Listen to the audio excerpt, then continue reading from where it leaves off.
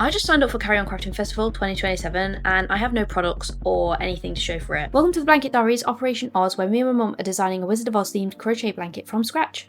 Let's get started, shall we? So we have already made our preliminary plans. We have spent a lot of time considering what we want this blanket to look like, and so I'm going to start with the main granny square in the middle, the big old cyclone that starts off the story. So let's get designing. While I'm making this blanket, let's get into the down and dirty of why we're actually doing this in the first place. So me and Mum fancied a real big challenge. Neither of us have really designed anything to this magnitude. I mean, I've only ever designed like tiny little amigurumi things, and my mum's designed a granny square thing for Carry On Crafting Festival. So I thought, well, heck to it. Wizard of Oz means a lot to us. Why don't we go ahead and give it a whirl and try and make a Wizard of Oz blanket?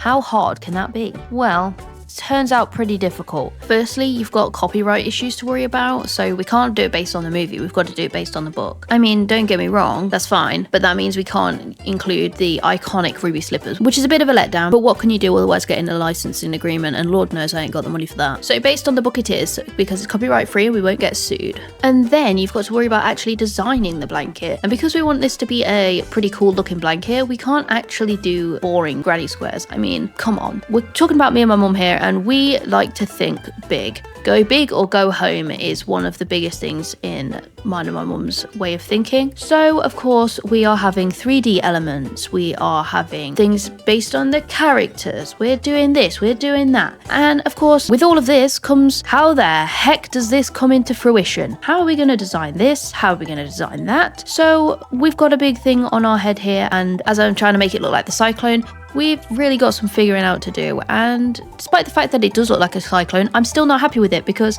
I'm a perfectionist. It is one of my many flaws. I have finished version 1 of the cyclone square. This is version 1 because I'm not overly happy with that, and there's some things that need changing. I want to make the square a bit bigger, and also I've done things like add extra chain stitches where they didn't really need to be, so they've kind of become redundant. So that's got to change. In terms of it actually looking like a cyclone, I'm pretty happy with that. I need to figure out how I'm going to do the house, but yeah, that's kind of the vibe we're going for. But like I say, I need to make it a bit bigger, and I need to figure out how to do the house and sort out something with these extra chains that don't need to be there. So that means I've got to redo the whole thing absolutely all over again. This took me so long to figure out what I'm doing, so hopefully this time it won't take me as long because I wrote down what I did. Fingers crossed. So if you're intrigued in seeing how this blanket turns out, go ahead and give me a follow because I will be documenting all of it.